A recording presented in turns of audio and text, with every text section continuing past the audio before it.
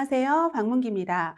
여러분, 우리 긴 시간 동안 이론 파트 배워왔잖아요. 그러니까 긴 시간 배운 이 이론 파트를 문제에 적용하도록 하는 게 굉장히 중요하거든요. 물론 우리 이론 파트에서도 이론 배우고 그리고 그 문제에 해당되는 문제풀이 풀어왔는데요. 제일 중요한 건 배운 지식을 문제에 적용하는 게 제일 중요하다고 할 수 있죠. 그래서 우리 국시에서 문제를 푸는 거지 이론을 갖다가 막 점검해서 이렇게 국시 문제풀이에 활용을 해야 되는 거잖아요.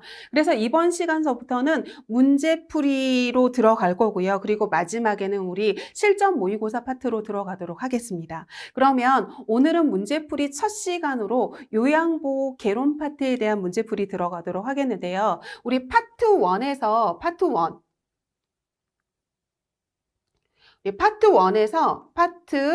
1에서는 뭐가 나오냐면 요양보호 개론 파트로 나오죠. 개론이라고 하는 건 시작하기 전에 전반적인 이해를 돕는 걸 개론이라고 얘기를 하는 거거든요. 그럼 전반적인 이해를 돕기 위해서 첫 번째로 뭐가 중요하면 세 가지 파트가 나와요. 그래서 요양보호 대상자 이해에 대한 파트가 나오고요. 관련 제도 및 서비스에 대해서 나오고 그 다음에 인권 및 직업윤리에 대해서 나오거든요. 그러면 수발이 필요한 어르신 대상자에게 요양보호를 제공하기 위해서는 적절한 요양보호를 제공하기 위해서는 대상자를 이해해야지만 적절한 요양보호가 들어가잖아요. 그래서 첫 번째로 나오는 게 바로 뭐냐면 대상자 이해 파트가 나오고 그거에 대한 우리 문제 적용해 보도록 하겠습니다. 그럼 1번부터 문제 풀어보도록 할게요. 다음 중 노화에 대한 설명으로 옳지 못한 걸 물어보고 있거든요. 그래서 우리 정상적으로 나이가 들어가면서 이렇게 노화로 인해서 신체적인 변화도 나타나고요. 그죠? 다음에 우리 심리적인 변화도 나타나고요. 다음에 사회적인 변화도 나타나게 되는 거죠. 그래서 노화로 인한 이런 신체적인 변화의 특성, 심리적인 변화의 특성, 사회적인 변화의 특성에 대해서 우리 살펴봤잖아요. 그럼 이런 거에 대한 설명으로 옳지 못한 거를 물어보고 있습니다. 그러면 노화는 나이가 든 사람한테 나타나는 건 맞고요. 다음에 건강하지 못한 않은 몸 상태만을 얘기하는 건 아니죠. 그럼 노화로 인한 우리 뭐에 대해서 살펴봤습니까, 여러분? 신체적인 변화에 대해서 살펴봤고요. 심리적인 변화에 대해서 살펴봤고요. 사회적인 변화에 대해서 살펴봤고 이 중에서도 제가 가장 중요하게 시험 문제에 많이 나오는 파트는 뭐라고 그랬냐면 신체적인 변화, 다음에 이런 심리적인 변화, 조심성이 증가하고 우울감이 증가하고 의존성이 증가하고 이런 심리적인 변화 파트에 대해서 살펴봤잖아요. 그렇기 때문에 건강하지 않은 몸 상태는 뭐만 얘기하는 거예요? 지금 신체적인 변화만 보겠다고 하는 거니까 틀렸죠. 그죠? 신체적이고 심리적이고 사회적인 변화를 다 봐야 되는 거죠. 그러니까 틀린 답은 1번이라고 고르시면 되겠습니다. 다음에 2번 노화에 의한 신체적인 저하 상태 자체는 의학적으로 늦출 수 없죠. 노화는 의학적으로 절대 늦출 수가 없어요. 그죠? 다음에 인간은 30세를 넘으면 노화에 의해 신체 활동이 완만해지게 이렇게 떨어지게 되는 거죠. 그죠? 다음에 노화로 인해서 신체 외부뿐만 아니라 내부의 기능에 영향을 미치기 때문에 심리적인 변화나 여러 가지 변화도 나타날 수밖에 없는 거죠. 그죠? 다음에 노화는 일생을 통해서 끊임없이 계속 진행되는 거기 때문에 피할 수 없는 과정이죠. 그렇기 때문에 우리 출생을 해서 이렇게 임종은 피할 수 없는 과정이죠. 그죠? 틀린 답은 1번이라고 고르시면 되겠습니다. 다음에 2번. 노화에 따른 일반적인 신체 변화에 대한 설명으로 옳지 못한 거를 물어보고 있거든요. 그러면 우리 추간판이 수축을 하면서 디스크가 수축을 하면서 키가 줄어들게 되고요. 다음에 뼈와 근육도 위축을 되면서 우리 키인 신장이 이렇게 줄어들게 되는 거죠. 다음에 피하 지방이 감소를 하기 때문에 체온 조절 능력도 떨어지게 되고요. 체온 조절 능력도 떨어지게 되고 그다음에 주름도 많이 지게 되는 거잖아요. 그리고 마르게 되는 거고요. 다음에 면역 능력 저하되는 거고요. 다음에 신체 조직의 잔존 능력이 저하돼서 나중에는 이제 잔존 능력이 아예 없어지게 되죠. 다음에 만성질환이 있는 노인은 다른 합병증이 쉽게 올 수 있는 거죠. 그래서 틀린 답은 2번이라고 고르시면 되겠습니다. 다음에 3번 노화에 따른 신체적인 변화에 대한 설명으로 옳지 못한 거 물어보고 있거든요. 그럼 노화로 인해서 전반적인 기능이 다 감소한다고 보셔야 되는 거죠. 그렇기 때문에 전반적인 기능이 다 감소를 하기 때문에 소화하는 능력도 저하되고요. 폐 활량도 감소하기 때문에 산소 공급이 제대로 되지 않기 때문에 쉽게 숨이 차고 피로해지겠죠. 다음에 노인 특유의 그런 체형이 있잖아요, 여러분. 어깨가 좁아지고 골반이 넓어지잖아요. 그래서 이렇게 되는 거잖아요. 이렇게 있을 때 대상자의 머리가 있으면 어깨는 굉장히 좁아지죠. 어깨는 굉장히 좁아지는데 어떻게 되는 거냐면 여기 골반은 굉장히 커지죠. 골반이 이렇게 커지고요. 그리고 난 다음에 팔다리는 가늘어지죠. 팔다리는 이렇게 가늘어지고 팔다리는 가늘어지고 여기 엉덩이 부분이랑 허리 부분에 있는 살은 이렇게 이 지방은 늘어나면서 이렇게 살은 증가를 하면서 노인 특유의 이런 체형이 되게 되는 거잖아요. 그죠? 그러니까 어깨는 좁아지고 골반은 넓어지니까 틀린 답은 3번이라고 고르시면 되겠습니다. 다음에 4번 볼게요, 여러분. 노화로 인한 소화기계의 변화에 대한 설명으로 지금 틀린 거 물어보고 있거든요. 그럼 미래의 수가 감소를 하게 되잖아요. 그래서 제가 어떻게 했냐면 이거 생각나시죠? 보세요. 이렇게 혀가 있을 때 여기 앞은 단맛을 느끼는 거고 뒤에는 짠맛을 느끼게 되는 거고 맨 끝에는 쓴맛 느끼는 거고 양쪽 옆에는 뭐라고 그랬냐면 신맛을 느끼게 된다고 그랬잖아요. 그러니까 이 앞에 있는 감각은 많이 사용한 감각이기 때문에 미래의 수가 감소를 해서 감각이 떨어진다고 그랬거든요. 그래서 이 짠맛은 못 느끼게 되고 단맛은 못 느끼게 되죠. 그래서 어르신들이 소금 많이 치게 되고 그다음에 이렇게 단 거 이렇게 설탕 많이 치게 되는 거잖아요. 그래서 조미료 같이 많이 사용하게 되는 거죠. 다음에 쓴맛은 증가를 하고 신맛도 증가하게 되는 거죠. 그래서 뭘 드셔도 왜 이렇게 입이 쓰냐라는 말 자주 하시고 신 거 잘 못 드시게 되죠. 그래서 보세요, 여러분. 쓴맛은 증가를 하게 되는 거죠. 그죠? 쓴맛하고 신맛 증가하고 다음에 짠맛은 감소를 하게 돼서 소금 많이 치게 되는 거잖아요. 그래서 어르신 같은 경우에는 특히 이렇게 싱겁게 드셔야 되는 거잖아요. 그러니까 틀린 답은 1번이라고 고르시면 되겠습니다. 다음에 5번 노인에게 나타나는 근골격계의 변화로 지금 옳지 않은 거예요. 그럼 뼈도 위축되고 근육도 위축되고 디스크도 이렇게 위축이 되면서 키가 줄어들게 되죠.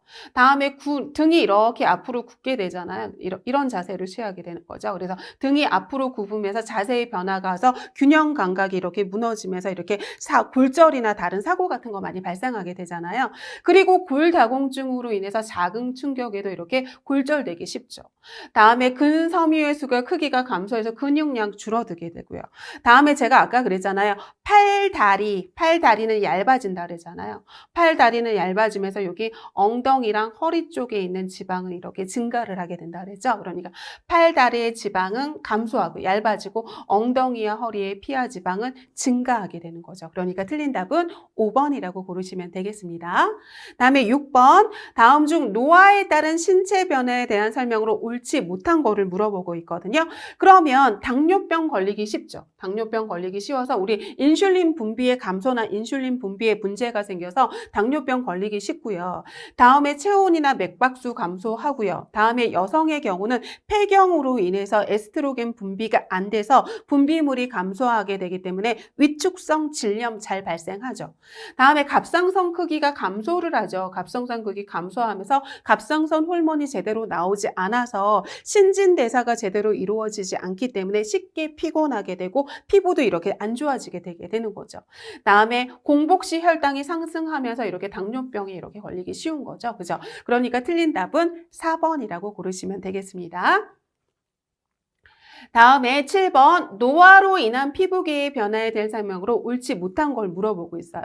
그러면 전반적으로 노화로 인해서 기능이 감소를 한다고 생각하시면 되는 거잖아요. 그러니까 표피 얇아져서 탄력성 감소하고요. 다음에 살이 늘어지게 되잖아요. 탄력성이 감소를 하면서. 그러면서 주름살 생기고 눈꺼풀이 늘어지게 해서 우리 안검, 하수증 같은 것도 잘 발생을 하죠.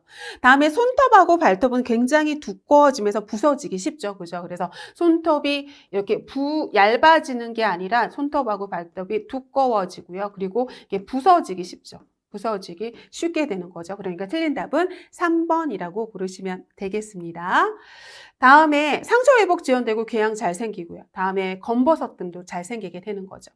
다음에 8번 노화에 따른 신경계의 변화로 옳지 못한 거거든요. 그러면 노화로 인해서 전반적인 기능 감소된다고 생각하시면 되는 거잖아요. 그러니까 신경세포의 기능도 저하되고요. 감각도 둔화되고요. 다음에 반응하는 것도 이렇게 저하되게 되고요. 신체 활동 감소하게 되고요. 다음에 제가 아까 어떤 형태가 되냐면 이런 형태가 되는 거잖아요. 등이 구부려지고요. 그렇기 때문에 제대로 된 균형 감각이 이렇게 무너지기 때문에 발을 끄는 걸음걸이가 나타나게 되는 거죠.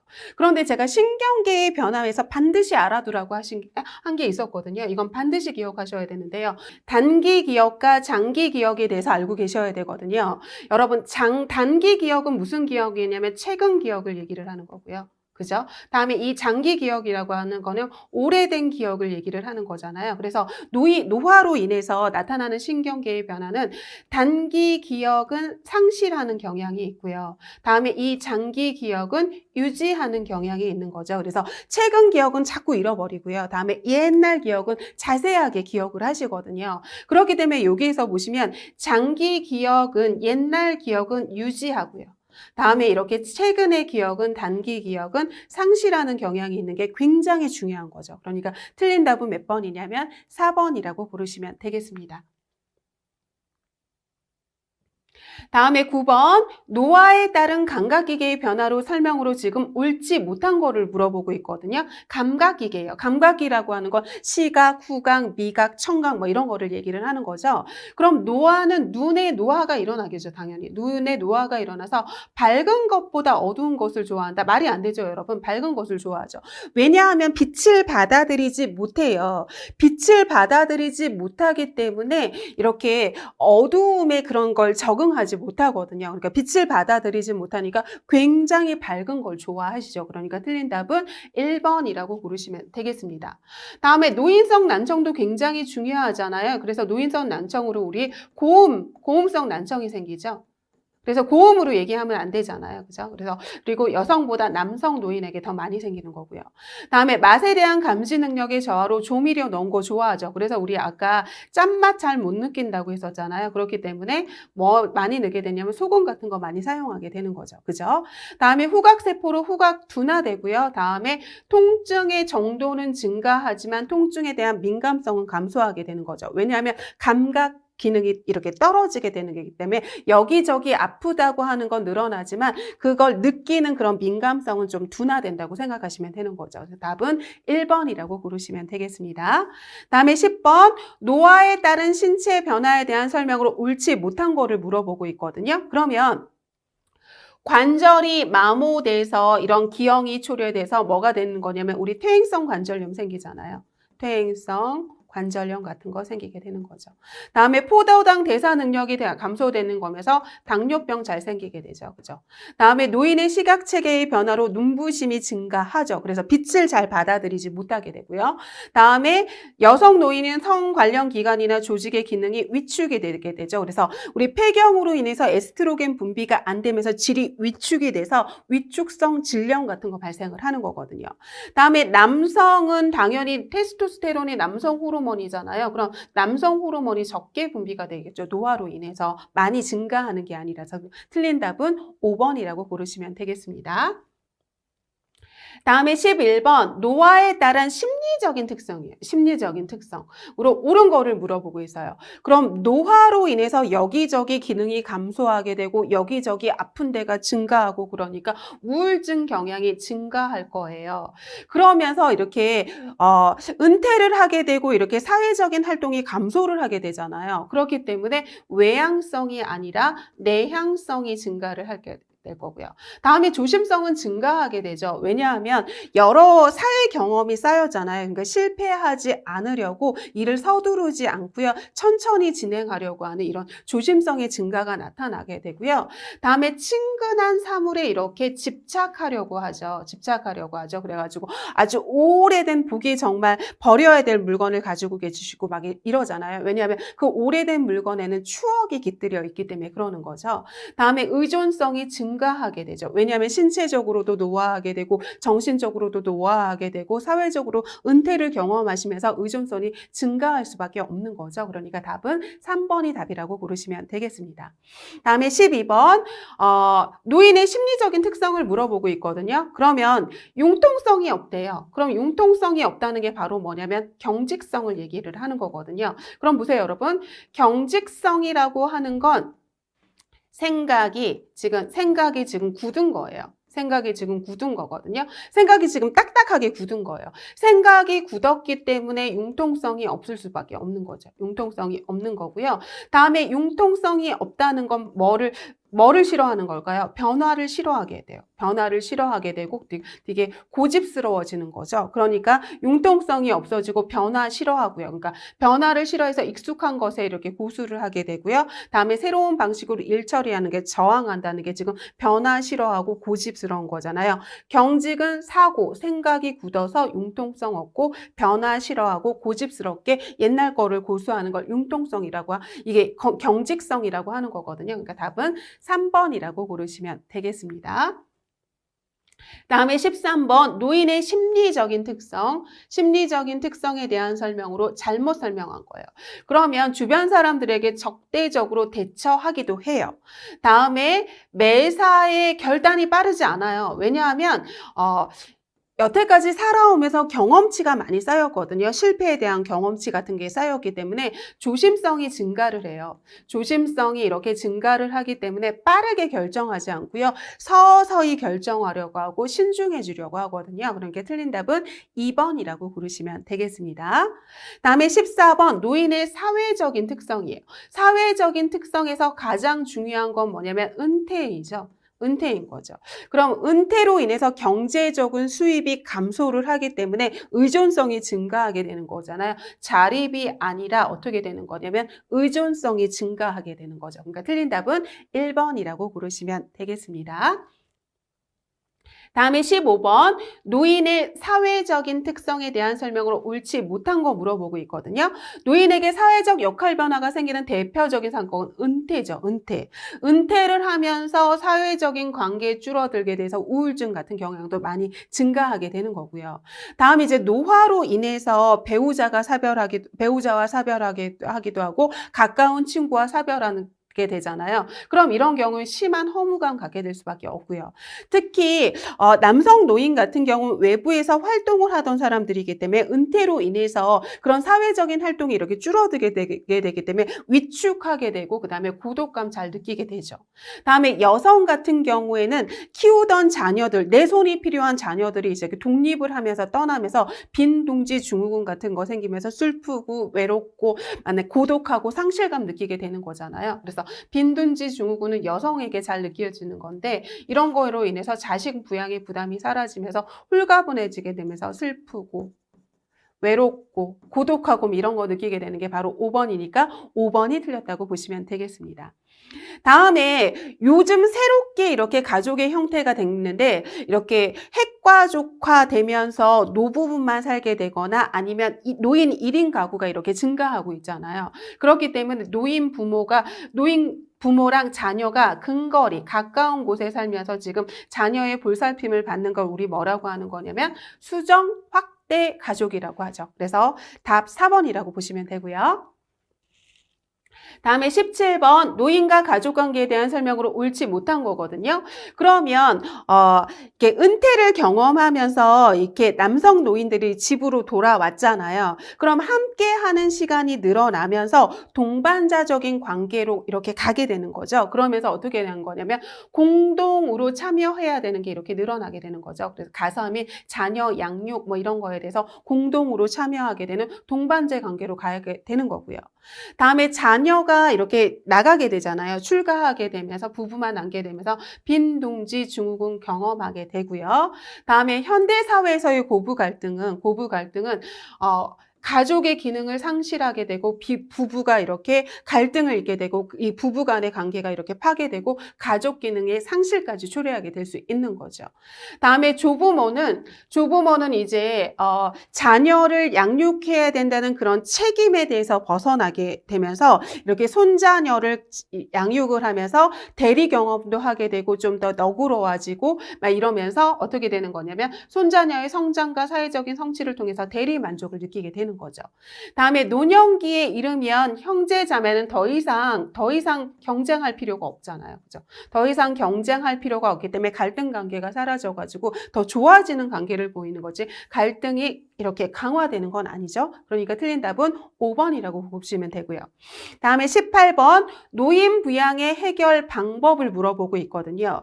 그러면 지금은 이 노인 부양이 이게 공적인 부양과 사적인 부양이 함께 가야 되는 거죠. 그죠? 그렇기 때문에 사적 부양의 탈피가 아니라 공적 부양과 사적 부양이 함께 가야 된다고 생각하시면 되겠습니다. 그래서 틀린 답은 2번이라고 고르시면 되겠습니다. 그러면 다음은 요양보호 관련 제도 및 서비스에 대한 문제풀이 들어가도록 하겠는데요.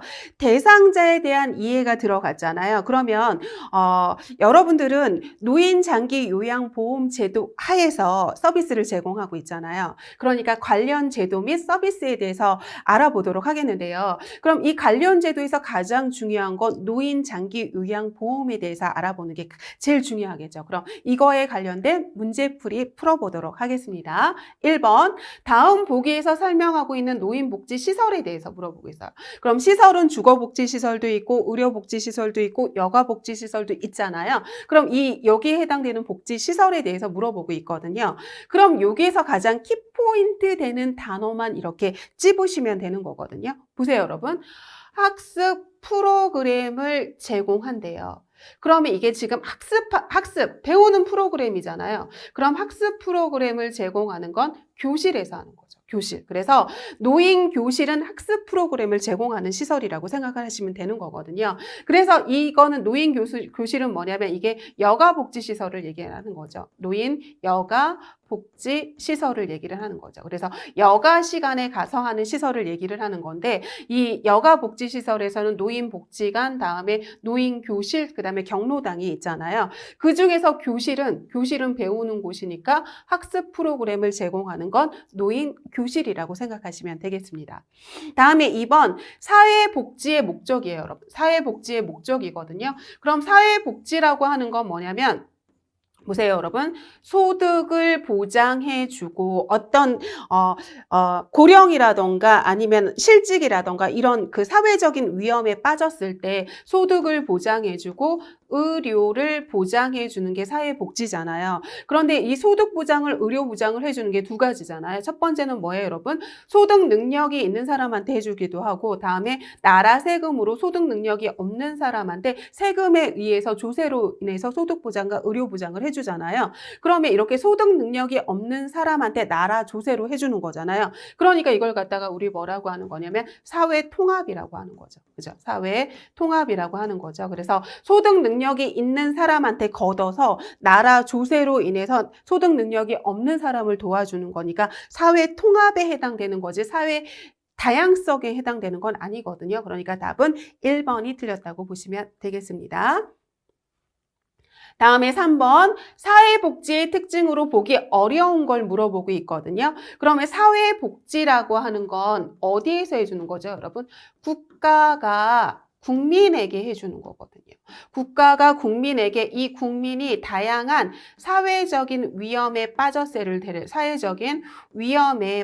때를 갖다가 대비해서 해주는 걸 사회복지라고 하는 거잖아요. 그럼 국가가 해주는 거니까 비공식적인 조직이 아니라 국가가 해주는 거니까 공식적인 조직에 기초한 활동이라고 생각하시면 되는 거죠. 그러니까 답은 1번이 틀렸다고 보시면 되겠습니다. 다음에 4번, 보기에 대한 설명에 해당되는 사회보험을 물어보고 있거든요. 그럼 사회보험이라고 하는 건 뭐죠, 여러분? 사회보험이라고 하는 거는 소득, 능력이 있는 사람한테 해주는 게 바로 사회보험이거든요. 그러면 소득 능력이 있는 사람한테 두 가지 해주잖아요. 소득 능력이 있는 사람에게 소득 능력이 있는 사람한테 걷어가지고 뭐를 해주는 거냐면 소득을 보장해주고요. 그죠? 소득을 보장해주고 뭐를 해주는 거냐면 의료를 보장을 해주는 게 바로 사회보험이잖아요. 그죠? 그러면 일대 소득을 보장해주는 거로 뭐가 있죠? 국민연금이 있죠. 국민연금이 있고요. 두 번째는 뭐가 있습니까, 여러분? 고용보험이 있죠. 고용보험이 있고 실직 상태에서 보장을 해주는 거잖아요. 다음에 세 번째는 뭐냐면 산재보험이 있는 거죠. 그래서 이렇게 산재에 당했을 때 소득 보장해 주잖아요. 다음에 의료보장으로는 뭐가 있죠, 여러분? 국민건강보험이 있죠. 국민건강보험이 있고요. 다음에 우리가 지금 배우는 뭐가 있냐면 노인장기요양보험이 있는 거죠. 장기요양보험이 있는 거고요. 마지막으로 이 산재도 뭐에 해당이 되는 거냐면 의료보장에 해당이 되는 거죠. 그럼 이 다섯 가지 보험이 있는데 이 보험 중에서 어떤 거를 얘기를 하냐는 거죠. 그러면 고령이나 노인성 질병 등의 사용으로 일상생활을 혼자 수행할 수 없는 노인에게 신체활동이나 가사활동을 지원해 주는 걸 갖다 우리 뭐라고 하는 거냐면 노인장기요양보험이라고 하고 2008년도부터 시행이 됐죠. 그래서 얘는 노인장기요양보험이고 언제서부터 시행이 됐냐면 2008년도서부터 시행된 보험이라고 생각하시면 되죠. 그래서 답은 5번이라고 고르시면 되겠습니다. 다음에 5번 노인이 나타나면 대표적인 고통이 네 가지 고통이 있죠. 그래서 이 네 가지 고통 네 가지가 있는데 경제적으로 빈곤해지고요. 그리고 아파지고요. 그리고 이게 아무것도 할 일이 역할 상실이 되게 은퇴로 인해서 역할이 상실되게 되고요. 그로 인해서 이렇게 고독하게 되는 거잖아요. 그죠? 그러면 여기서 나타나는 걸로 이 역할 상실로 나타나는 게 바로 뭐냐면 무의죠. 그러니까 답은 3번이라고 고르시면 되겠습니다. 다음에 노인 인구가 증가하고 있잖아요. 그죠? 노인 인구가 증가하는 원인으로 적절하지 않은 걸 지금 물어보고 있거든요. 그러면 의료기술이 발전을 해서 예전에는 병으로 사망하는 경우가 많았는데 지금 의료기술이 발전해서 아프면 살려내고 하니까 노인 인구가 증가할 수밖에 없는 거고요. 다음에 교육 수준이 향상을 하면서 자기 건강에 대해서 이렇게 잘 챙기고요. 다음에 이거 먹었을 때 안 좋고 이거 했을 때 안 좋고 저거 했을 때 안 좋고 하는 그런 거를 알면서 이렇게 자기 건강을 잘 챙길 수 있게 되는 거죠. 다음에 건강에 대한 관심이 증가하기 때문에 건강을 챙길 수밖에 없는 거고요. 다음에 영양이나 안전이나 위생환경 개선되면서 수명이 증가할 수밖에 없는 거죠. 그런데 출산율이 감소를 했어요. 그렇기 때문에 상대적으로 출산율이 감소한다는 건 뭐예요? 아기들이 적다는 거잖아요. 그럼 아기들이 적었는데 노인은 지금 그만큼을 유지해도 상대적으로 아기들이 적게 태어나면 이 노인 인구가 많게 보일 수밖에 없는 거잖아요. 그렇기 때문에 출산율 감소에 따라서 노인 인구가 상대적으로 이렇게 비율이 증가하게 돼서 노인 인구가 증가한다고 생각하시면 되는 거죠. 답은 5번이라고 고르시면 되겠습니다. 다음에 7번 우리 65세 이상 노인 인구가 요게 있잖아요. 세 가지죠, 여러분. 이게 뭐냐면 고령화 사회라고 얘기를 하고요. 그죠? 다음에 두 번째는 뭐로 사가죠? 고령 사회로 넘어가게 되는 거죠. 다음에 이제 마지막으로 초고령 사회로 넘어가게 되는 거잖아요. 그죠? 그러면 요거 잘 알고 계셔야 되는데 보세요. 65세 이상 인구가 이게 7% 이상이다. 그러면 고령화되어 가는 거죠. 고령화되어 가는 거고요. 다음에 65세 이상 인구가 14% 이상이다. 그러면 이미 고령 사회인 거예요. 다음에 65세 이상 인구가 20% 이상이다. 그러면 초고령 사회라고 얘기를 하는 거죠. 그런데 여기선 지금 초고령 사회를 물어보고 있으니까 20% 이상을 찾으시면 되는 거죠. 그래서 답은 2번이라고 고르시면 되겠습니다. 다음에 8번 노인복지 원칙이 유엔에서 정한 원칙이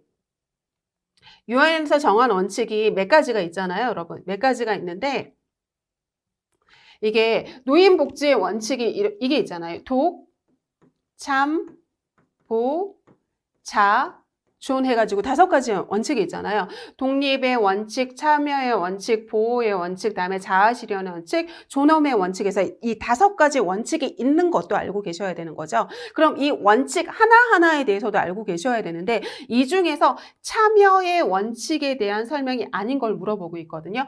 참여라고 하는 건 함께 한다는 거죠. 참여라고 한다는 건 함께 한다는 걸 얘기를 하는 거거든요. 그러면 적극적으로 참여한다, 함께 한다는 거고요. 다음에 젊은 세대와 공유한다는 건 젊은 세대와 함께 한다는 거잖아요. 그죠? 다음에 흥미와 능력에 맞는 자원봉사자로 지금 활동한다는 건 자원봉사자로 지금 참여한다는 거잖아요. 다음에 사회운동을 하고 단체를 조직한다는 건 이 단체에 참여한다는 거죠. 그러니까 얘 맞고요. 그러니까 틀린 답은 몇 번이냐면 3번이죠. 3번이 왜 틀릴까요, 여러분? 3번은 직장에 대한 거잖아요. 직장. 그러면 직장에 대한 건 바로 뭐냐면 독립의 원칙이에요. 직장에 대한 건 독립의 원칙이거든요. 그러면 독립의 원칙이라고 하는 건 뭐냐면 경제적으로 독립한다는 걸 생각을 하시면 돼요. 경제적으로 독립이 독립의 원칙이거든요. 그럼 경제적으로 독립하려면 뭐가 있어야 되죠, 여러분? 일이 있어야 되고요. 일이 있으려면 뭐가 있어야 돼요? 직장이 있어야 되는 거죠. 그죠? 그럼 직장을 다니려면 어떻게 해야 되는 거죠, 여러분? 그냥 직장에 있는 게 아니라 노인들은 직장을 잡기가 힘들잖아요. 그렇게 되면 어떻게 해야 되는 거예요, 여러분? 교육이나 아니면 훈련, 아니면 이런 프로그램 같은 것들이 있어야 되는 게 바로 이게 독립의 원칙이라고 생각을 하시면 되거든요. 그럼 여기서 직장에 대해서 나왔잖아요. 직장. 경제적으로 독립하기 위해서는 직장, 일 직장, 소득이 있어야 되는 거거든요. 소득, 일 직장이 있어야 되는 거거든요. 그러니까 답에 3번은 참여의 원칙이 아니라 독립의 원칙이라고 생각하시면 되겠습니다. 다음에 9번. 공정하게 대우받는데요. 공정하게 대우받는데요. 그러면 우리 원칙에서 뭐가 있었어요? 독, 참, 보, 자, 존 해가지고 5가지 원칙이 있었잖아요. 그죠? 5가지 원칙에서 뭘까요? 얘는 독립의 원칙, 얘는 참여의 원칙, 얘는 보호의 원칙, 얘는 자아 실현의 원칙, 얘는 존엄의 원칙이거든요. 그죠? 그럼 하나하나 좀 볼까요? 이 독립이라고 하는 거는 경제적인 독립을 얘기를 하는 거고, 그래서 소득이 있고 일이 있고 직장이 있고 그 다음에 직장에 있기 위해서 교육과 훈련 프로그램이 있어야 된다는 거고, 참여한다는 거는 함께 한다는 걸 얘기를 한다는 거고요. 보호는 그냥 보호라는 말이 들어가면 돼요. 다음에 자아 실현을 하기 위해선 그 사람의 잠재력까지 개발을 해야 되는 거죠. 잠재력까지 개발을 해야 된다는 거고요. 존엄이라고 하는 건 바로 뭐예요, 여러분? 얘가 학대당하지 않고 차별당하지 않고 공정하게 대우받는다는 게 존엄의 원칙인 거거든요. 그러면 공정하게 대우받는 거죠. 차별당하면 안 되고요. 다음에 학대당하면 안 되고요. 그죠? 그래서 공정하게 대우받는 게 바로 뭐냐면 존엄의 원칙이라고 생각하시면 되겠습니다. 답은 5번이고요. 다음에 10번에 보시면 유엔이 정한 노인복지의 원칙의 독참보, 자전, 독립의 원칙, 참여의 원칙, 보호의 원칙, 자아실현의 원칙, 존엄의 원칙이거든요. 이 연결이 바르게 된 걸 물어보고 있어요. 그럼 독립의 원칙이라고 하는 건 경제적인 독립을 얘기해서 소득이나 일이나 직장 같은 게 있어야 되거든요. 참여가 있으니까 얘는 참여의 원칙이죠. 그러니까 틀렸고요. 다음에 이 자립, 경제적인 자립이잖아요. 그러니까 이건 독립의 원칙을 얘기하는 거죠. 참여의 원칙이 아니라. 다음에 공정하게 대우받는 게 바로 뭐냐면 존엄의 원칙이었잖아요. 지금 배웠잖아요. 그죠? 그러니까 틀렸고요. 다음에 자아 실현을 하기 위해선 그 사람의 잠재 능력까지 개발을 해야 되는 거니까 4번이 맞았고요. 다음에 보호라는 말이 들어가면 보호의 원칙이거든요. 그러니까 답은 4번이라고 고르시면 되겠습니다. 다음에 11번. 노인복지시설의 종류는 여러 가지가 있잖아요. 주거복지시설도 있고 의료복지시설도 있고 여가복지시설도 있고 여러 가지가 있는데 그 중에서 2가지죠. 여러분 보세요. 여기 노인, 요양, 시설이 있고요. 다음에 또 뭐가 있어요? 노인, 요양, 공동, 생활 가정이 있는 거죠. 생활 가정이 있는 거. 이 2가지가 나오는 거잖아요. 그럼 보세요. 둘 다 공통적으로 들어간 게 뭐예요? 요양이 들어갔죠. 요양. 그럼 이렇게 요양이 들어간 걸 우리 뭐라고 하는 거냐면 뭐를 제공하는 거예요. 지금 요양이 들어갔다는 건 요양이 제공한다는 요양 제공이 꼭 설명 속에 들어가야 돼요. 그래서 이 시설에 대한 설명이 들어갈 때도 뭐가 들어가야 되나? 요양을 제공한다, 요양을 제공한다는 설명이 꼭 들어가야 되는 거고요. 이 요양이 제공한다는 걸 갖다가 뭐라고 하는 거냐면 노인 의료복지 시설이라고 얘기를 하는 거거든요. 그래서 얘는 노인 요양 공동생활가정 같은 경우는 9인 이내를 얘기를 하는 거고 여기는 10인 이상 예 시설을 얘기를 하는 거죠. 그래서 요양자가 들어갔잖아요. 요양이 들어가고 요양이 들어갔으니까 얘는 의료복지시설이라고 보시면 되겠습니다. 답은 1번이라고 고르시면 됩니다.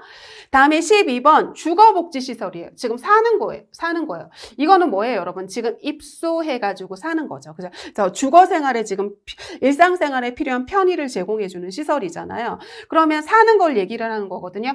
양로원 사는 거죠. 그죠? 그러니까 답 1번이고요. 그죠?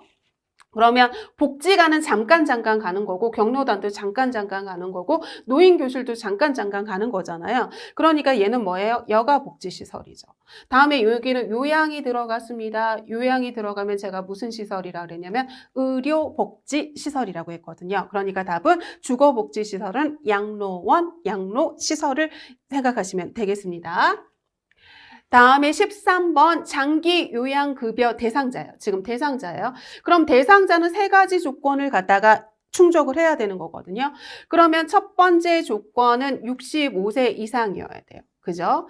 다음에 아니면 65세 이하라도 무슨 질병이 있으면 되죠, 여러분? 노인성 질병을 가지고 있으면 되죠. 그래서 치매라던가 파킨슨 질환이라던가 이런 질병을 가지고 있으면 돼요. 다음에 이 조건만 해당되면 안 되고요. 두 번째 뭐예요, 여러분? 일상생활을 유지할 수 없어야 돼요. 일상생활을 유지할 수 있는 능력이 없어야 되는 거고요. 다음에 세 번째, 65세 이상 노인이라고, 한 70세, 80세 노인이라고 하더라도 혼자 일상생활을 유지할 수 있으면 이 대상자가 아닌 거죠. 다음에 6개월 이상의 장기 요양이 지금 필요한 대상자를 갖다가 우리 장기 요양급여 대상자라고 해서 이 3가지 조건을 다 충족해야 된다고 생각을 하시면 되거든요. 그러면 65세예요, 이거. 그럼 여러분 65세 파킨슨병은 노인성 질병이니까 맞거든요. 그런데 여기는 뭐예요, 여러분? 일상생활이 불가능해야 되는데 가능하다고 했잖아요. 그러니까 틀렸고요. 다음에 65세 이상인 건 맞아요. 그런데 다리가 불편하다고 해서 일상생활 유지 능력이 없는 건 아니잖아요. 그죠? 그러니까 틀렸죠. 다음에 50세 여성이면 해당이 되지 않지만 지금 혼자 거동 불편한다고 그랬고요. 뇌혈관 질환 후유증이 뭐예요? 이게 바로 노인성 질병을 가지고 있잖아요. 노인성 질병. 그럼 다 해당되죠, 여러분. 65세 이하라도 노인성 질병 가지고 있고요. 혼자 거동 불편하잖아요. 그러니까 답은 3번이라고 생각을 하시면 되고요. 다음에 여기서는 일단 65세 이하니까 틀렸고요. 다음에 관절염은 이게 6개월 이상 장기 요양이 필요하진 않잖아요. 다음에 일상생활이 가능하다니까 틀렸죠. 그러니까 답은 3번이라고 고르시면 되겠습니다. 다음에 14번 노인성 질병은 뭐예요? 알츠하이머병 치매죠. 그죠? 다음에 혈관성 치매, 다음에 파킨슨 진정. 이런 거 바로 노인성 질병이고 관절염은 관절염으로 우리 일상생활 유지 능력이 없는 건 아니잖아요. 그러니까 답은 1번이 틀렸다고 보시면 되겠습니다. 특히 관절염 같은 경우에는 우리 퇴행성 관절염도 있지만 류마티스성 관절염도 있거든요. 그런데 류마티스성 관절염은 젊은 층에서도 굉장히 많이 생겨요. 그리고 이 류마티스성 관절염으로 인해서 일상생활 우리 세수하기, 세면하기, 머리 감기, 화장실 가기 뭐 이런 일상생활이 옷 입고 벗기 못하고 이런 걸 못하는 건 아니거든요. 그렇기 때문에 여기서 노인성 질병에 해당되지 않는 건 관절염이라고 보시면 되겠습니다. 그래서 우리 이번 시간에 문제풀이는 여기까지 하고요. 다음 시간에 우리 마저 관련 제도 및 서비스에 대해서 마저 풀어보도록 하겠습니다. 수고하셨습니다.